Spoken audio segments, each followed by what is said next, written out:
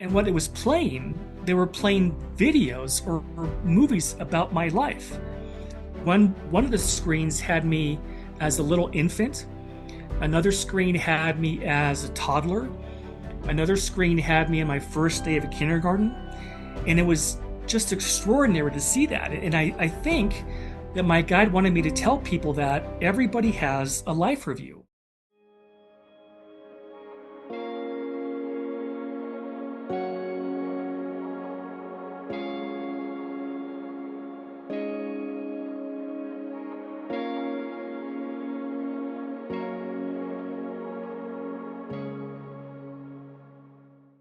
I always enjoy the opportunity to share my experience.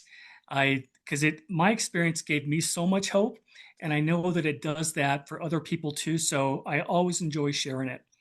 And I'll start at the very beginning. And my story starts with my dad. My dad was in sales his whole life. And one year he won a sales contest and he won these mopeds, or what we call scooters now. And we used to ride these things all over the neighborhood. One day I was out riding and I had an accident and I slammed into a tree. And the way that I landed, I tore the tendons off my right hand and I needed to go into surgery to have them reattached. Well, my experience happened back in 1987. I was only 21 and I had never really spent any time in a hospital before. I never had surgery. I never had anything that needed to go to the hospital for. So my mom drives me down and we go into the operating room into the hospital. And when they start to give me the anesthesia, I had some kind of horrible reaction and my heart stopped and I actually literally died. Well, what happened is, well, let me back up because I want your audience to know kind of the background of what I was experiencing.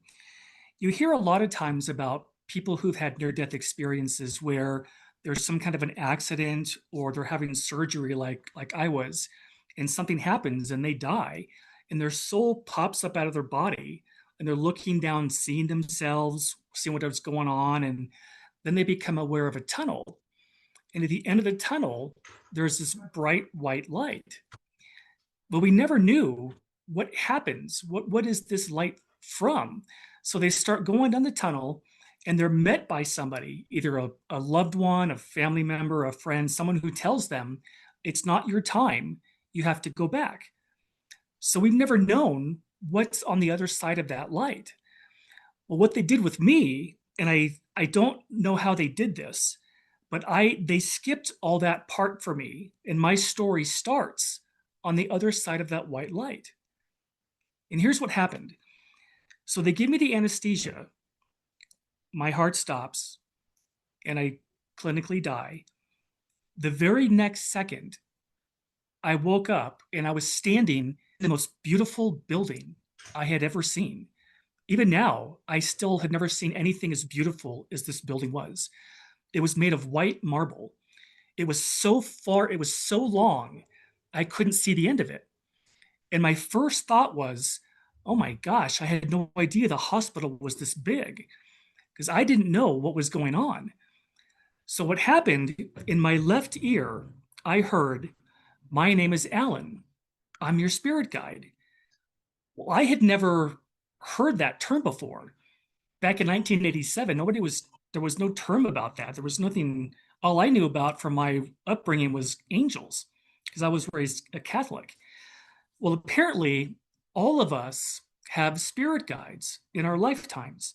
They're the ones that help us plan each and every lifetime that we have, and they are with us throughout our entire lives. So he says, my name is Alan. I'm your spirit guide. And he started telling me everything he was showing me. He told me everything that he was showing me. So that's how I'm able to share my story because I remember everything he said. So he told me that I was standing in the orientation center, beautiful long white marble building. To my right were these 20 or 30 feet high marble columns, just like you would see if you went to Greece. And they were about 20 or 30 feet high. and they went all the way down about 6 feet apart for just, it seemed like forever.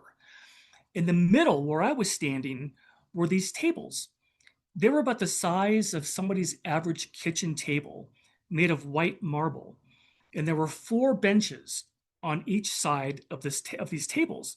Again, they went all the way down as far as you could see, probably 6 feet apart. And there were two people sitting at every one of these tables. And my guide said, these are orientation counselors, and their job is to help people remember where they're from when their lifetime is finished. So I look over to my left, and this was the most extraordinary part of this building. I looked to my left, and again, as far down as I could see were these tunnels. They were about 6 feet apart, and they were about as big as somebody's average front door. And when you looked inside these tunnels, it was like looking into space. It was completely black. My guide said, these tunnels are how we get back to the other side. And he said, look up at the next tunnel. So I look up at the next tunnel, and there's a gentleman coming through. He was an elderly gentleman, probably in his 80s or his 90s. And he was doing this. He had his right hand over his chest, like he had pain. And my guide said he just passed from a heart attack. Well, what happened next is one of these counselors, she stood up, she walked over to him, she took her hands in his and walked him back to the table, and they sat down across from each other. And she started talking to him. Well, I was too far away to hear what she was saying, but my guide was telling me that the reason these orientation counselors are there is because most of us don't remember where we're from. Everybody knows that at some point in their life, we're going to pass. That's how God set it up. We're not supposed to be here on earth forever. This is just a temporary assignment, kind of like a part-time job. Well, when people pass, oftentimes they're really confused about what's happening. They might be afraid of dying. They might be afraid of being sent to hell. And so people are scared when they pass. Well, the orientation counselors help them remember that you just finished your earth life. Now you're back home on the other side. And my guide said, watch this gentleman. Weirdest thing is, as I was watching him, he began to change. He changed from an elderly gentleman into a man in his early 30s. And my guide said, everybody on the other side is in their 30s. That's how God created us. So when somebody is elderly and they pass, like this gentleman that I saw, they age down to the age of 30. If a little child dies, like a baby or a 10-year-old child dies, they don't stay children on the other side. They age up to be in their early 30s, just how God created us. So I'm watching this whole thing unfold. And as she's talking to him, he changes back to a person in his early 30s. He remembers where he's from. He gets the awareness that, yeah, I just finished a lifetime. Now I'm back. I'm home. I'm home again. And you can call it heaven, the other side, the afterlife. But over there, they call it the other side. I don't know why. That's just what they call it. So he stands up. He walks off to the right. He walks between these columns, and he walks down 3 steps into what I call the gardens. I don't know if that's what they call this area, but to me, it was these beautiful, gorgeous, plush gardens with gorgeous green grass and flowers and trees and plants. It was absolutely beautiful. It looked like the most perfect English garden you've ever seen. Just beautiful. And all these people were there. And my guide said, everybody has a reunion. So all these people that were there, this gentleman had known in his lifetime, and they all passed before him. His parents, siblings, friends, plus all the people that he already knew on the other side were there to greet him. And it was like this big party. People were applauding and hugging this man and telling him what a great job he did. He finished his life. He accomplished it. And my guide said that the reunion is a big deal because there are many, many souls who don't want to come to Earth because this planet is so hard. It's such a hard place to be. And when we finish a lifetime, it's a really big deal. And we don't realize that. We also don't even realize that when we're here, we don't know that there are so many people who are rooting for us because they know it's hard to be here. Everybody has difficult times. Life on this planet isn't easy. If we wanted it to be easy, we would never leave the other side because we come here for a reason. Everybody comes here for a reason. Everyone's here for their own learning, their development, their growth, because you can't learn some of the things here that are on the other side. You can't learn some of the things that we go through on Earth because the other side, or heaven, it's a perfect world. There's no war, there's no hunger, there's no disease, there's no poverty. That's only here on Earth. And then one of the primary reasons why we come to this planet is to experience the kind of things we can't on the other side. And so he started telling me that we all have so many people that are rooting for us and we don't even know it. And when we finish a lifetime, it's a big deal because of what we learned. Everybody comes here because they want to get better, they want to develop, and they want to grow. And when you finish a lifetime and you get back, you realize everything that you went through in your lifetime makes you better. And that's why we do it. Well, what happened is my guide started taking me on this journey of the other side. And still, I don't know exactly where I was on the other side, but it felt like a college campus. You have your history building here, you've got your English building, got your science building. That's what it felt like. Like I was in wherever I was, it was a really busy area. There were people everywhere, and these buildings were all in the same general location. So, what he did is he took me to the outside of these buildings first to show me what they looked like, and then we went on the inside.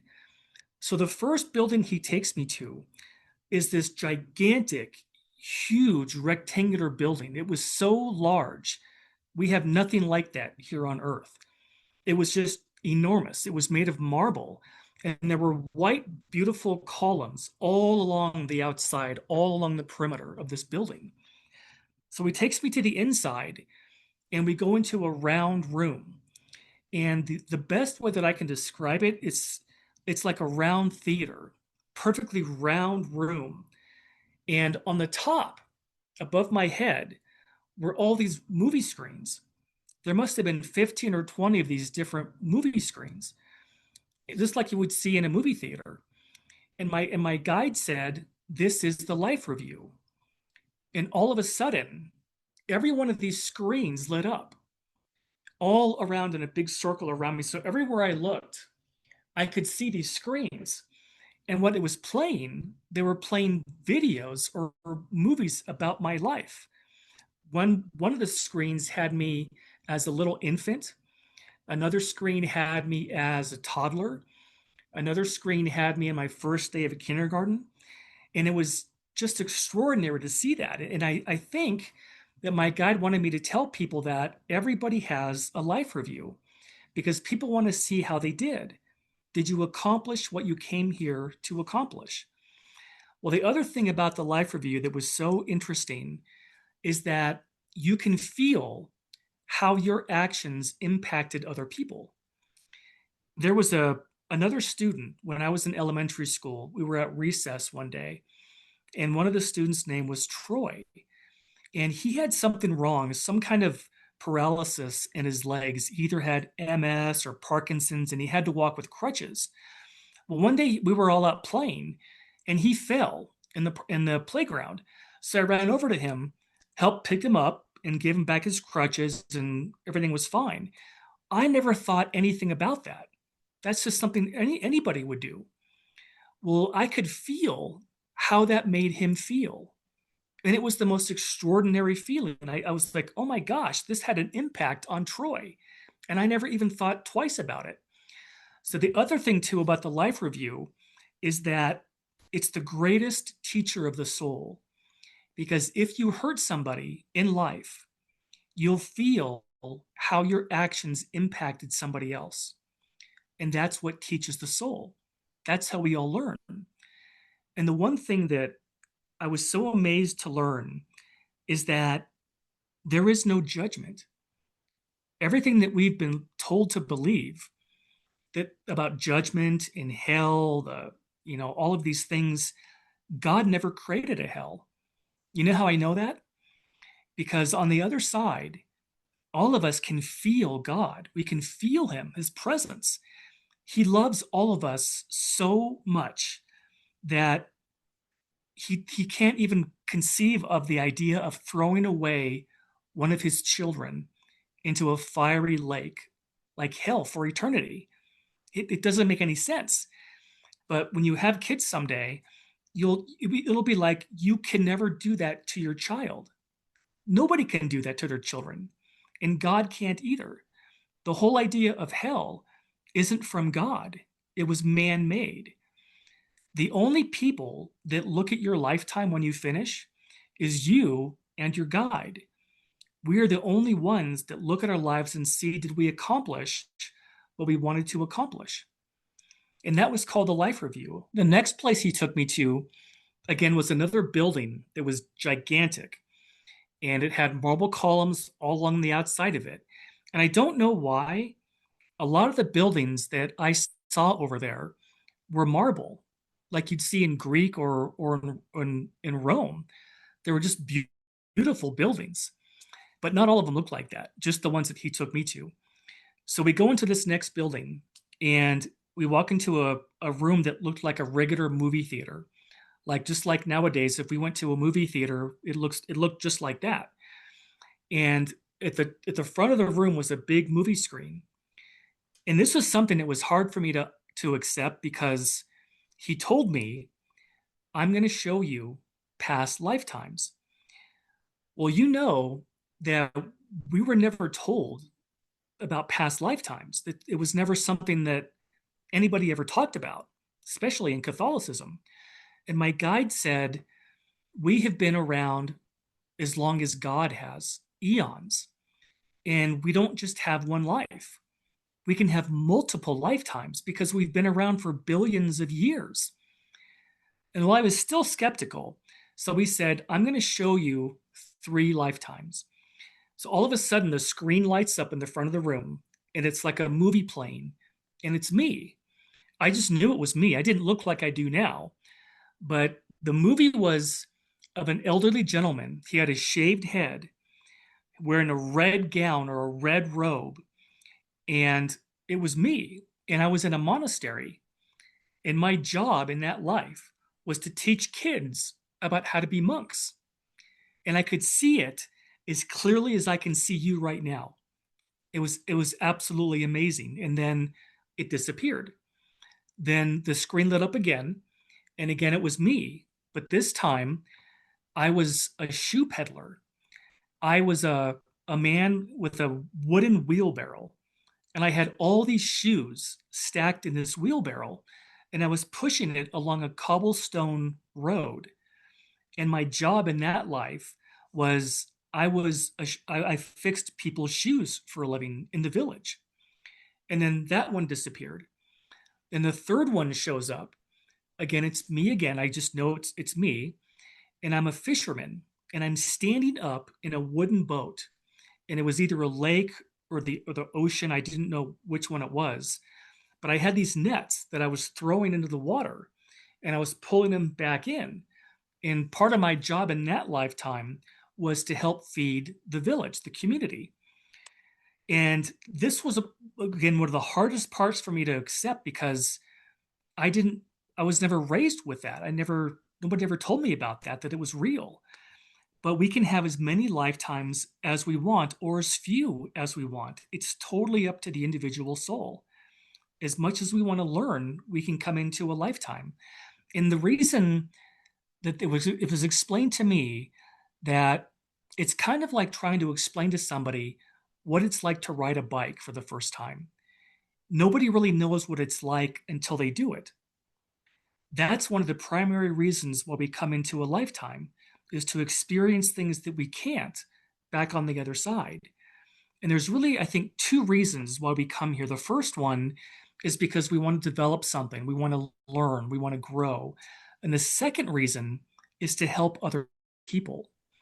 And one of the best quotes that I ever heard was from the Dalai Lama. And he said, "Our prime purpose in this life is to help others. And if you can't help them, at least don't hurt them." And that's how I've lived my life, trying to help as many people as I can and share this story as often as I can. So that was the life, that was the past life, and that was just amazing to me because I had no idea that we had those.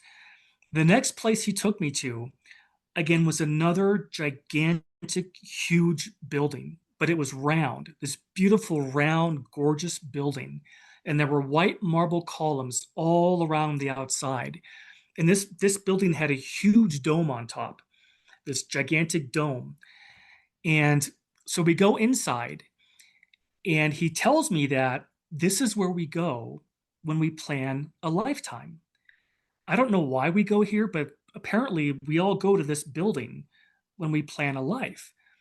So he walks me in. We walk up to this marble table, and the only thing sitting on this marble table was a scroll. It was one of those. It looked like a papyrus from like ancient Egypt. That kind of brown coloring. It looked kind of age old kind of coloring, and it had a blue ribbon around it. And my guide said, all of us plan our lifetimes. In other words, all the major events of our lifetimes are planned. Where we're going to be born into, what country, what language are we going to learn, who our parents are going to be, are we going to go to school, what kind of jobs are we going to pursue, are we going to have kids? All these things go into a lifetime, all the major events. It's not so detailed, though, that you plan ahead of time where you're going to go for dinner on a particular night. That none of that has anything to do with it. It's just the major elements of your lifetime. So I picked up the scroll, and I took off the ribbon, and I folded it out on this table. And the first thing that I could see was that it was black writing. It looked like calligraphy. And I knew that this was something that I had written. And my guide said, what this is like, the best way for you to understand what this is to think of it in terms of New Year's resolutions. You know how, like, the end of every year, a lot of people will write down their new goals for the year? That's kind of like what this process is. You write down everything you want to accomplish. And then when you finish your lifetime and you come back, you get your scroll and you look at it to see how you did. Well, I tried to look at my scroll. I tried to read it, and it folded up like this, and I wasn't able to see it. And I think the reason was because if I had known some of the challenges that I had planned for myself, I may not have gone through with them. I may have done something to circumvent that. So I looked over to my right, and there was this huge, gigantic wall, and it was full of scrolls, all these scrolls. And what they were was that everybody back in 1987 that had a life on Earth had all of these scrolls. They all had corresponding scrolls. So when they finish their lives, they go back to this building also, take their scroll, and see if how they did. And we all do that. And so that was that part. Then he took me to another area that was this gigantic library, and all the books looked like Encyclopedia Britannicas, kind of purplish, maybe 2 or 3 inches thick. And he said to me, I want to show you soulmates. I'm sure you've probably heard that term before, but I had never heard that back in 1987. Nobody was ever talking about that. I didn't even know what it was. And he said to me, when we were created, God created all of us with a perfect mate. So he walks me up to this book, and all the books that were there had gold lettering on them, but it didn't go horizontal. It went vertical. The writing was vertical, all in gold lettering. And he took me to a book that said Nina, and it was Nina, Nina. And he said to me, that is your soulmate. And he said that the book that this is all about her as a soul, what kind of gifts God created for her, what she was born with, what kind of gifts she had, what lessons she wanted to learn in her different lifetimes. And we all have a soulmate. We all have a perfect mate that is with us for eternity.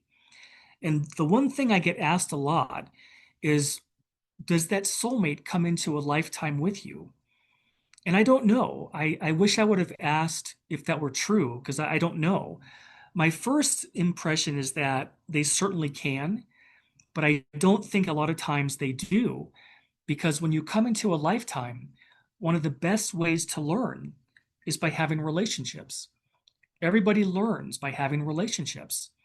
And so I think if we had our perfect mate with us every single time we come into a lifetime, we may not learn that much.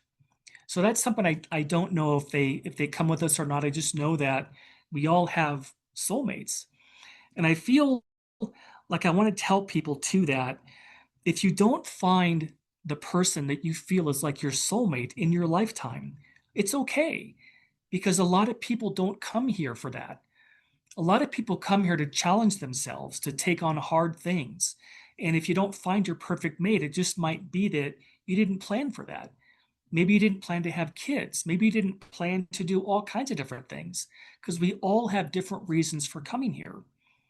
And so that was that big, huge building with the big dome on top. The next place he took me to was my favorite part of my whole NDE.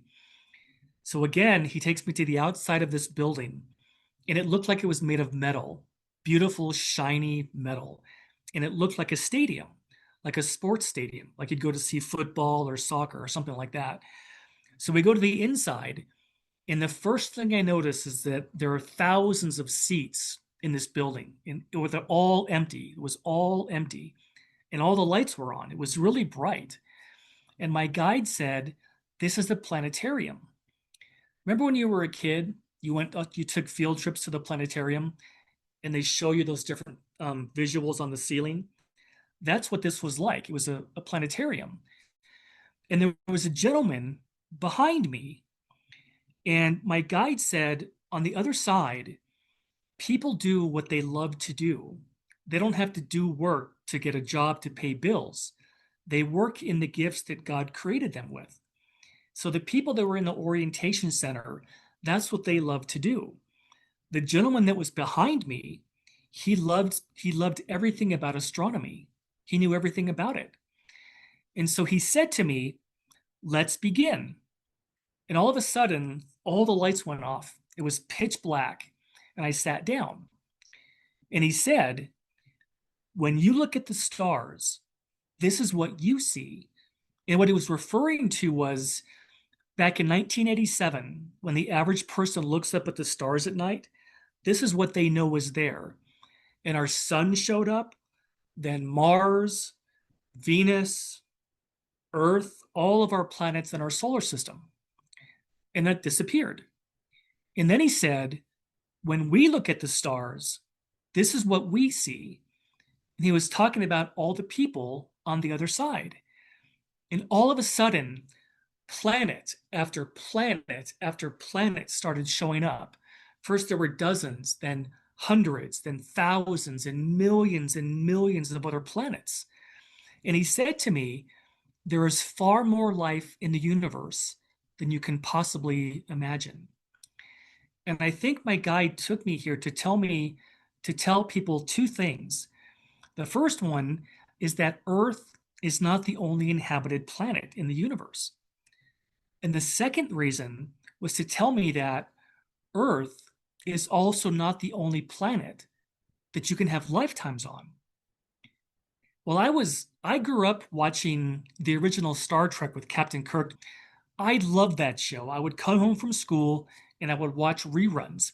And I always believed that there had to be more, there had to be something else besides just Earth. It didn't make sense. So I became fascinated with astronomy. And something I like to tell people, just to give them an idea of how many planets there really are. If we look at our galaxy, we live in the Milky Way galaxy, which is one of millions and millions of other galaxies. Astronomers estimate that there are 400 billion stars like our sun in the Milky Way, and they estimate that there are 100 billion planets like Earth in the galaxy. And if there are trillions of galaxies, can you imagine how many planets that is? It's absolutely you just can't comprehend that. And I was reading something the other day about this woman who was trying to explain to people, the layperson, how large the galaxy really is. And she was saying that it's so large that astronomers measure the distance in space by how far light travels in a year. They call it a light year. So she said if we had a ship that could travel at the speed of light, and you put that ship at one end of our galaxy, and it takes off going across the galaxy, it would take 99,000 years just to get to the other end, just of our galaxy. And now that they have the James Webb telescope, they estimate that there are 2 trillion galaxies in the known universe. It absolutely blows my mind. I can't even comprehend. And we're on this little planet called Earth that we think is the only planet out there, and it's not. So that was one of my favorite parts of my whole experience. So then we leave the planetarium. He takes me to another building, and this one was also gigantic. It was so large I could not see the end of it, but it didn't have columns on the sides. It only had columns in the front, and all these steps leading up to the top. It looked like the Acropolis in Greece, that kind of a building. So we go to the inside, and the inside is this huge, gigantic library. And there were bookshelves, maybe 20 or 30 feet high, with books everywhere. There were people everywhere. Some people were studying, some people were visiting, other people were looking for books. And my guide said, everything you've ever wanted to learn is in this library. So he takes me over to the left-hand side of this building, and he took me to an area that looked like study rooms, all in a big long line. So he walks me up to this one room, and there was a girl sitting with her back to me on a couch. She had some kind of a purple gown or a robe on. She had jet black hair that went all the way down to her waist. And she was watching what looked like a TV. Well, back in 1987, the TVs that we had back then were those big, huge, gigantic ones that you couldn't put on a wall. She was watching what we call nowadays a 50 or 60-inch flat screen television. We didn't have those back when I was, we didn't have that kind of technology yet. So that just blew my mind, first of all. And my guide said, look at what she's watching. So I get closer, and what she was watching, what I thought was a movie, because it was Native American Indians on horseback having a battle with the United States cavalry on horseback. And I thought, well, she's just watching a movie. But my guide said she's watching actual history. He said she was watching a battle that took place over 200 years ago in the plains. And I said, that's impossible. We didn't have video cameras back then. How could that be recorded? And he said to me, everything gets recorded. And I have no idea, even to this day, all these years later, how that's possible. But everything in life is recorded to watch it later. It's like this permanent library that happens in everybody's lives. And all I can think of is it's a God thing. It's just something that, being human, we can't understand how that's possible. But it is, because everything gets recorded. So on the other side, there are all kinds of ways to still learn. And I think the reason that we like to learn is because when God created us, he gave us all this desire, kind of like spiritual DNA, to always want to learn. So we have all of these opportunities to learn and to grow. And then if you want to do more, you can come into a lifetime and come to a place like Earth and experience the things that you can't experience on the other side. So that was the library. Next, so we leave the library and he takes me to a castle, a castle just like you would see in medieval Europe, like in France or England. Beautiful, gigantic stone castle. So he says, let's go in. So we go on the inside of this castle, and the first thing I notice is that there's red carpet all throughout this castle, and it made you feel like you were royalty. And he told me that on the other side, if you want to learn about a particular time of Earth's history, you can also go to this area and you can see the buildings that people lived in. You can actually see the castles. So we go in, and on each side, these huge walls on each side of me, on the walls were life-size paintings. And what they were they were life-size paintings of people who had lived in that time period, like King George, Queen Anne, all these different people. So you could walk in, you could see what they looked like in these paintings. You could see what they dressed, how they dressed. And in front of every one of the paintings, there was a podium. And on the podium was a book. And my guide said, these books are about that person's lifetime. So if you're on the other side and you wanted to learn about medieval Europe, you could go to this area. You could see the castles that they lived in. You could walk in, you could look at their pictures, and you could read about them in this book. Well, I looked over to my right about then, and there was a woman who was walking down this stairwell, and she had strawberry blonde hair about to her shoulders. She had a kind of like a peach colored gown on, and she walked right up to me, and she said, "Is there anything I can help you find?" And I said the stupidest thing to her. I said, "No, thanks. I'm just looking." And I don't know why I said that. I could have asked her, "Who are you? Where am I? I thought I was supposed to be having surgery. What's happening?" And my guide said, on the other side, she loves to study history. She was what we would call a professor of medieval Europe. So if you wanted to learn about something, you could go to this castle and find someone like her and ask them questions. And I thought that was just absolutely incredible because I've always liked history. I love that. I love learning new things, and I think all of us do. So we leave the library. We leave the castle, and he takes me to a meadow. And it was the most beautiful meadow I had ever seen in my life. Beautiful green grass, wildflowers. The sun was out, not a cloud in the sky. Absolutely breathtakingly beautiful. And then my guide leaves. He disappears, and I thought I was standing there by myself. So I turn around to look at the rest of the meadow, and there's a gentleman that was standing right in front of me. He was wearing a white robe with a golden sash, and he had gold-colored sandals that laced up his calves. And I knew, and I don't know how I know this, I just knew that this was who we call Jesus. And there, when I looked at him, I tried to look at his face. He was different than everybody else I saw. Everybody else looks just like you and I. We all have our own look to us, our own personality. When I looked at his face, there was so much light that was coming out of his face that I couldn't see his features. But I knew who this was.